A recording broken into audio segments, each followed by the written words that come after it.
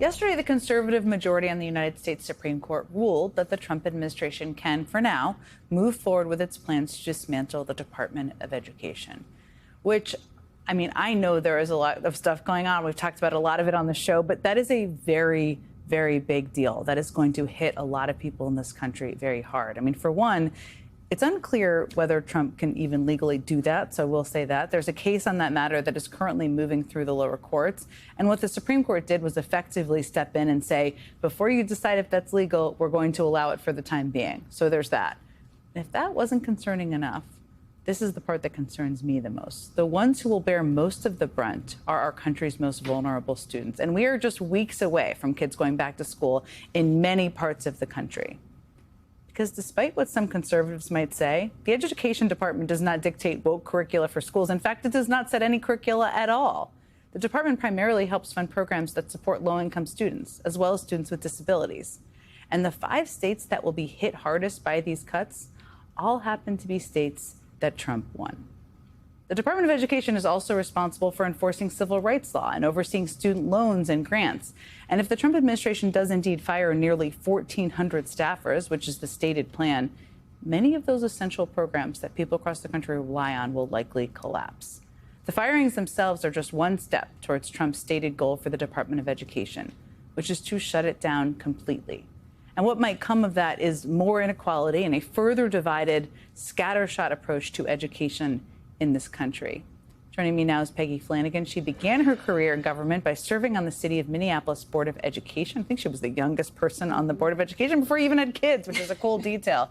She's currently the Lieutenant Governor of Minnesota and is also running for the Senate seat being vacated by Senator Tina Smith. And I want to talk to you all about that. But you were coming in today, and with these Department of Education actions, I just wanted to ask you first about that. I mean, you've worked on education on a local level. As I mentioned, they do not set the curricula. But what could the impact of this be if it is followed through? So I think it's just the combined chaos of multiple things that are happening. The dismantling of the Department of Education, as you said, that's been established to protect students, the most vulnerable students, students with disabilities, students who need a little extra help. It's inhumane and it's cruel, and states are going to have to, pick up the slack, and we will do as much as we can, but we can't do it all. What I'd say, combined with the $6.8 billion that they have clawed back from grants that have already been committed in school districts, right? And school boards have already set their budgets for the year. This is after-school programming, childcare, support for our English language learners. As a recovering school board member, but also as a mom of a middle schooler, this is straight up chaos for families who are already trying to plan the upcoming school year and what will happen in less than a month. We're already buying school supplies and planning for it. So I think what it really just demonstrates, the Trump administration, Secretary McMahon, the folks who are making these decisions, they don't care about us and real folks who are making decisions about their child's education every single day. I keep thinking, and I'm sure you do, about the impact of this combined with the cuts to SNAP benefits. And all of that is going to, dramatically impact kids, right? Who were in low-income families. It's horrible. But how do you look at that? And Minnesota has a different, you have better protections than a lot of states. But how do you look at that in states where they're going to suffer the SNAP benefits cuts and also maybe these cuts to after-school programs, all of these things that are preventing kids in lower-income families from really moving forward? As someone who grew up with a different colored lunch ticket on free and reduced price lunch, I can tell you that's one of the most important things that our administration has ever done, making sure that every kid gets fed at school, no questions asked. You don't have to ask, do you have enough money in your account, but would you like, chicken, or do you want pizza today? Those should be the only questions that we are asking our children as they're going through the lunch line. The impact of this, combined with the SNAP cuts, we are literally taking food away from children. And if folk thinks, oh, I'm not on SNAP, this doesn't impact me. Well, it impacts farmers in our communities who grow that food that keeps food on the table. It impacts local economies. That difference of taking that food assistance away from folks, and let's be clear, people have an idea of who is someone who was on SNAP. It is children, it's families, it's seniors in our communities. This is going to hit everybody.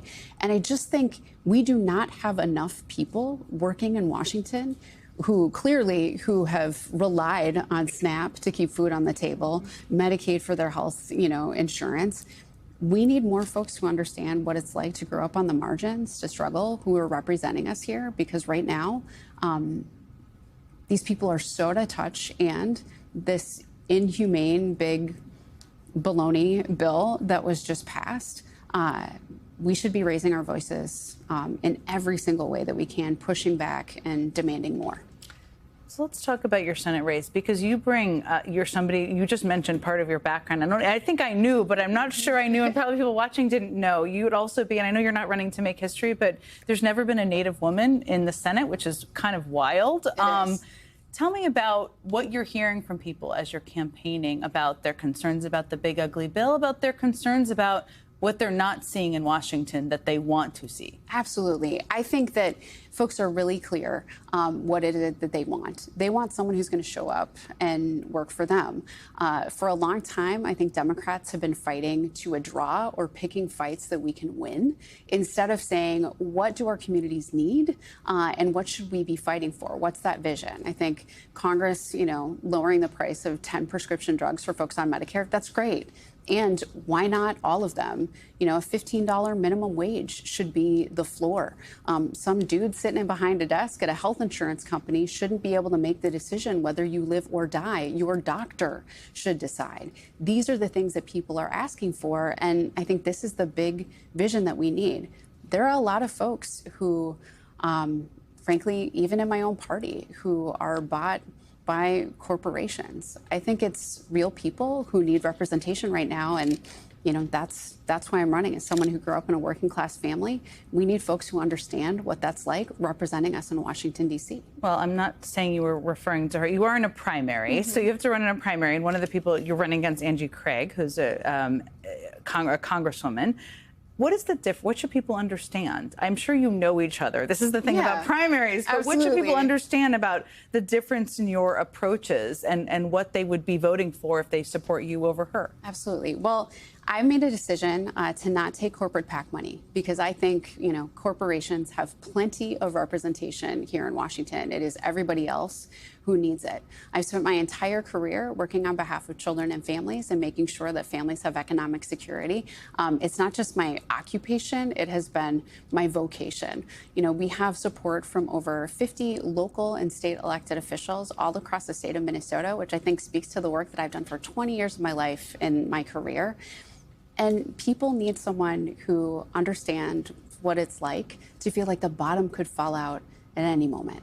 That's why I'm running. I'm running for families who will be impacted by these cuts to SNAP, who are going to worry about what this means if they don't have access to Medicaid. We need someone who's going to fight for all of us to make sure that we're not just scraping by, but that we have a real opportunity to thrive in Minnesota and all across this country. And that's what's missing in this moment. And I hope to be at the table making those decisions.